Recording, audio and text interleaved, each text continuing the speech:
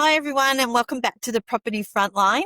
Today I'm excited to say that I'm here with Sharon Golding from Just Us Realty. Hi Sharon. Hi, Debra. Thank you very much for having me. It's great to be here. Have you here? And yes, we are talking about the Bundaberg market, which is really experiencing such great positive change at the moment. So we're keen to get going and dive in. So Sharon, to start us off, can you just tell us a little bit about you and the services your company offers? Sure. So we offer both property management and sales across residential and commercial industries as well for the Bundaberg region. So roughly around a 50k radius from Bundaberg Central. So Yeah. And so that covers residential and commercial, did you say? yes, both residential and commercial. So Yeah. anything from your lower end of the market, which obviously has increased these days, Yeah. up to $1 million properties as well in your commercial complexes, shopping, wide range. Yeah. And you've been running your own business, what, for over 10 years, is that right? That's it. So I've just had our 10th birthday. So Wow. 10 in September. Wow, congratulations. Yeah. Thank you. So that's great to know. Right. So talking about the Bundaberg market, so what are you seeing happening on the ground at the moment? Are buyers really active? Actually, know the answer to this. And how are sellers responding? So it is very active. So it definitely hasn't slowed down, and we haven't seen that sort of downturn at all in regards to the market and the amount of inquiries coming through. Yeah. So I am finding that both the investor and owner occupiers are still very, very active with what they're looking for. The thing that I'm also seeing, as well as with the prices of units versus houses, are quite similar in some respects at that lower end as well. So, and Yeah. any renovated, definitely something renovated is achieving over expectation because people are time poor. Also increases in materials, contractors, and getting somebody to do the job as well. Yeah. Obviously, you'll have your brothers or families as well that are very, very hands-on and looking to do things themselves. So they're Yeah. definitely still around. But even they're achieving good prices as well for properties that still need some works done too.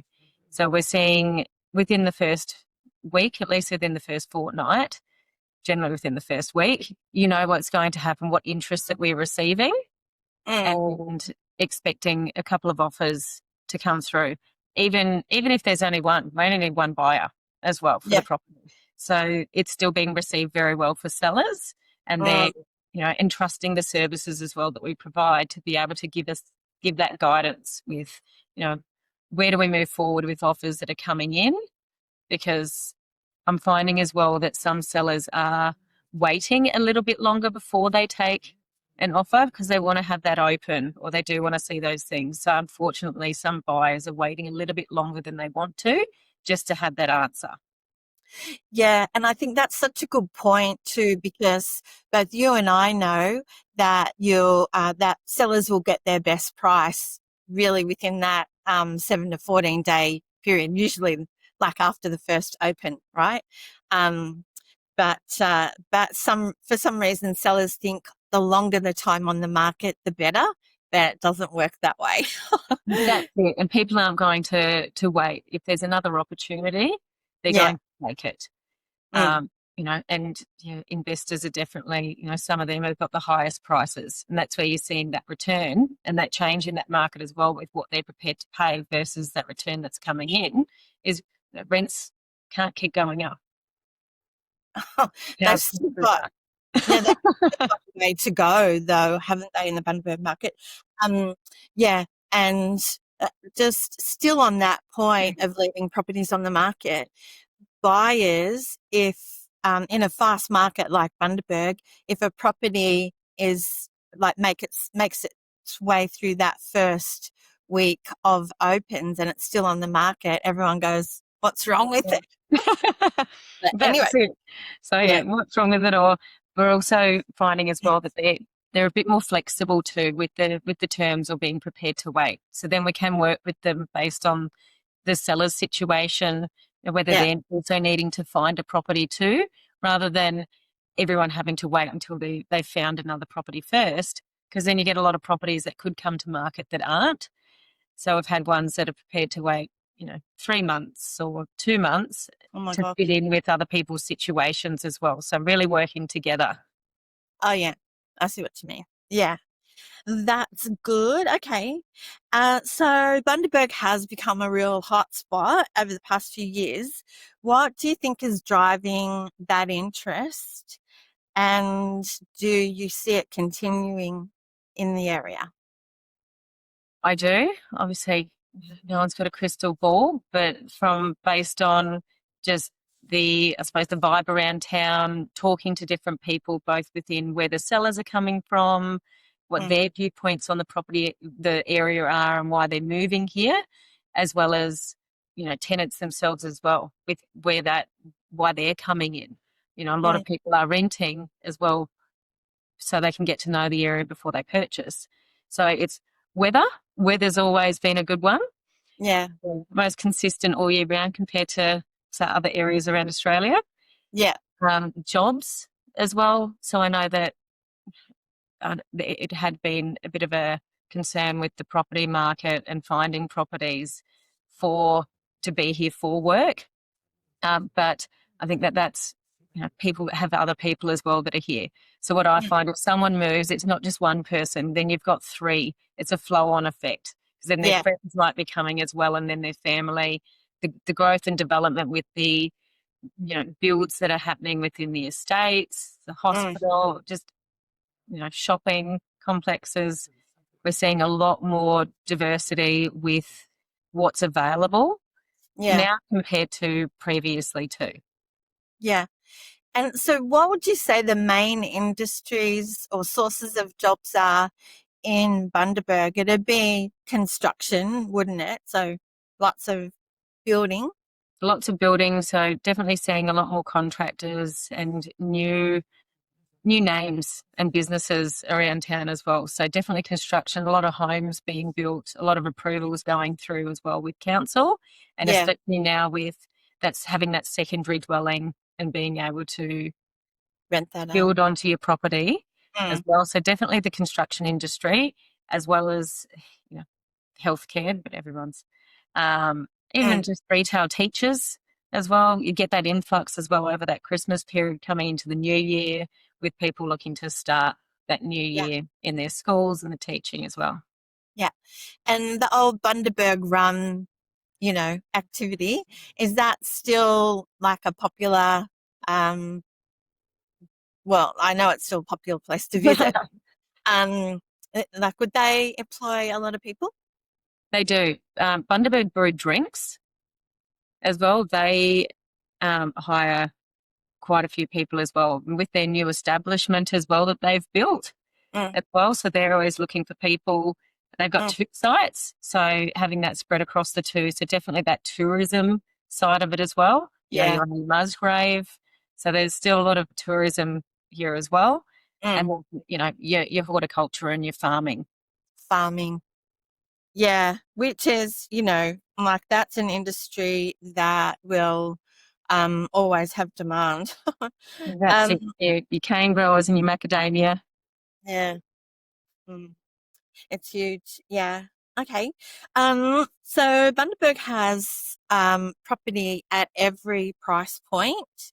So what suburbs or pockets, if you can like separate them, what pockets are standing out more for investors and which ones are more like attracting homeowners, do you think? I would say, to select a few, Svensson Heights, Norville, Walkervale, Cowkey and Kepnock have been very popular with people with inquiries coming in. And also some of those areas, namely even Walkabout, the growth that it's had and the interest, Mm, just seeing that change from 5 years ago has been yeah, very interesting to watch. And mm, anything with Ashfield has got those new developments as well, a new release of land. People are already on a waiting list that's coming out in 5 months' time. yeah. And so that's those areas are of interest to both residential investors and home buyers. Yes, definitely both. Both Yeah, very popular because they're close to town. Town yeah, has spread out as well yeah. compared to before, as it does in most areas. Mm, As soon as it, um, with the housing and shopping centres and what's available, and mm, people get used to travelling a little bit more now as well.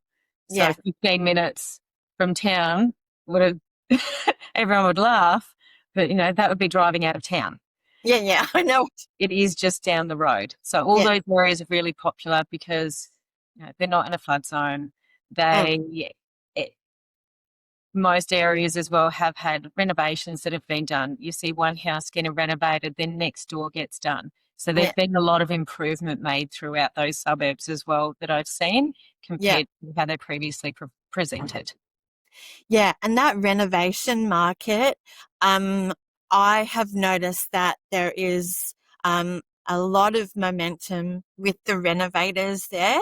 So we used to see a lot of that more in the cities, but because the Mm. purchase prices are now more challenging, um, Mm. I've noticed that there is a real vibrant renovation market in Bundaberg, and that's what you're seeing on the ground too, yeah? That's it. And the outcome of what Mm, they're achieving once they're renovated. So I'm yeah. seeing more and more people that are wanting to buy something that's already renovated. Yeah, I think there's two separate types of buyers, isn't there? Some people who can actually see the opportunity and know how to make it happen, and others who are like, no, I'm just going to buy something that's all I just That's it. Compared to can't. 5 years ago, everyone wanted to buy something at the bottom end, do it themselves. All right. Now paying extra for it to already be done. Yeah, But those people that can do it themselves and see that vision and what they can I too. create from it as well, Yeah, there's definitely still a lot around. yeah, yeah, that's exciting. Okay. So how are price expectations shifting?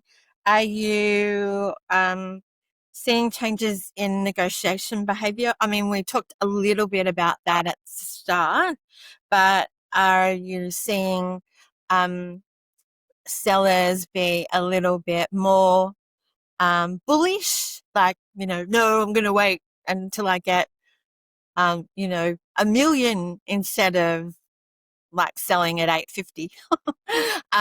Realistic or unrealistic sellers? Both. No. So, so definitely both. I find it comes down to as well sometimes, the conditioning and working with the seller as well with where their expectations lie. Mm, I've had, some properties go on the market that I thought was, overpriced and unachievable, mm, and we got what they wanted. yeah, So I'm finding in the market with the buyers is so I don't use an offers over, which is quite rare, yeah, especially in the market at the moment. You'll see a lot of contact agent or offers over. mm, What I'm finding is that there's a lot of distrust there as well because you're not sure where that expectation lies. yeah, And, knowing what they want for the property as well is a big, big thing. So mm, that's really helpful for buyers as well yeah, because although they're a bit more conditioned now to, right, it's going as a multiple offer and knowing that they're up against somebody else and having to put their best foot forward. Whereas um, previously as well, no, don't want to be involved in that. But unfortunately, that if they're not, then they're going to keep missing out. mm, yeah, yeah. It is very, very tricky. But I guess you would be dealing with um the psychological factors of Mm. some sellers who want to like say they want to sell and then they don't really. It's really hard to move on sometimes, isn't it? That's it, and changing the goalposts Yeah. sometimes as well. I've had Yeah. Yeah, change the goalpost. Right, we want this, and then they've got an offer, and then they want more. So Yeah, it comes back to as well what you said before about that time on market too, is you've still got those sellers that if they get an offer too soon or it's where they want it, then they think they've priced it too low. Whereas yeah, that's the case. If they no, priced it higher, then they've overpriced it. So yeah, it's just getting that fine line of their expectations and just discussing with them. yeah. It can be very, very tricky. Okay, and uh, so there's been some changes to council regulations. You've mentioned here. Can you talk us through that? So it's an infill. Yeah, Uh, is what it's called. So previously as well with the lot sizes and what they'd allow has decreased. yeah, So Bundaberg is one of the main areas and regions, even across our neighbouring coastal towns as well. We still have some of the largest lot sizes yeah. That's compared why I to like. others. And Yeah, then it also now it's also they've come down to 500 square metres. yeah, So obviously in a lot of other areas that will eventually probably come down to the 300, 350, somewhere there, but the starting point is the 500. So yeah, that's also boosted interest with anything that's over 1,000 square metres, yeah, looking at what they can do with that in future, building that yeah. secondary dwelling, subdividing it and selling that one off. So Mm, that's only come about only recently as well with mm, that change and what they've put in. mm. It's just changing those expectations as well for people, going just because it's half the size or it's double the size doesn't mean it's double the price. Yeah, It comes down to convenience for people. yeah. And also, yeah, there's a lot more than just size involved in the actual blocks, isn't there? And just really understanding that. Yeah. Um, and of course, my for sellers, it's a bonus that the regs have changed. But for buyers, I'm always saying, you've got to remember, like, to actually do a build. So if it's a multiple um, opportunity block, that means that you're going to have to pay for all those extra bathrooms and kitchens. So sometimes it's best to do minimal development, but yeah, and really when it comes down to it, like a good property that only needs a light touch Mm. makeover is always going to be the least risk. That's it. It's the fresh paint does wonders. Yeah, that's right. Okay. So, um, so any other changes in the area that you would mention, that the shopping complex, etc.? Yeah, so Bagara, there's a shopping complex going in there because there's been so much development happening in the new estates. So across Innes Park, Coral Cove, so many new homes going in and subdivisions and development happening, as well as what are the retirement villages, but they're not called retirement villages. What are they called? um, Play areas. resorts, over 50s lifestyle. All right, yeah. Yeah, That's so lifestyles, yeah, and also your RV parks as well. So a lot of those, and the amount of money that they're putting in there. So from Burnett Heads through to Coral Cove, and also working on that connectivity as well between the coast and town. So that's been a big thing as well in town with how that looks and operates. And if there's more development as well along the coast, then that will help as well with that traffic and that congestion yeah, travelling between those suburbs to town as well. So that's why there's a lot happening there. yeah. The hospital as well, even though that's about an 8 to 10 year plan, Mm, is people as well realising that it's not happening next year. But people are still planning for these things as well that are coming in another 8 to 10 years as well. So buying properties, you're already seeing that now with people that might be working on it. So electricians, mm, anyone that's awarded certain contracts are planning for that future as well. So buying, renting them out, so then Mm. they can move in when they come to town. Yeah. Like planning for the future. Yeah. Because it goes so quick, like you do have to plan. Yeah. Yeah, okay. And so rounding us off for today, what's the rental market like at the moment? Is it easy to get tenants? What would you say it's like? So it's under the point, 1% vacancy rate. So it is Yeah, still very great. tight. It is tight for tenants. Mm, I find that there's more and more people, living together as well mm, to get properties, also increasing their affordability as well with what they can borrow by having those extra people there. But we're mm, not seeing 80 to 100 applications like we did a few years ago, yeah. which makes it obviously harder on the agents. But we Mm, might be seeing, about 10 to 15 applications and probably 20 to 30 for units. So anything on that lower end and the smaller properties, we are finding an increased demand. And mm, then the homes themselves, depending on the quality, obviously with the higher rent comes the higher expectation. yeah. So there's definitely still people finding properties and still getting leased. Mm. No, Well, no. so yeah, that's what we're finding as well. But we are seeing, the same names coming through, but Yeah. a lot of people still moving here as well. So even if it's from nearby places such as Harvey Bay, Maryborough, so people moving to town. So it's not just locals that are looking for somewhere. People are staying with families a little bit longer as well, or moving in till they can save up. So Mm, it's finding that happy medium between whether you're going to be a long-term renter or what your end goal is. mm. Yeah. And we're seeing really another step change, I think, in property, um, because the major cities are filling up. And so places like Bundaberg are becoming that much more attractive, um, because of the housing is generally within reach and the lifestyle is so good. Well, that's So, it. What you can get as well, you can have a house on the beach versus a unit in the city. yeah. Yeah, so much better. Mm. Okay, alrighty. Well, thanks so much for that, Sharon. I really appreciate your insights. And No thanks to problem at all. everyone who's watching. If you would like to contact Sharon, her contact details will be in the description box.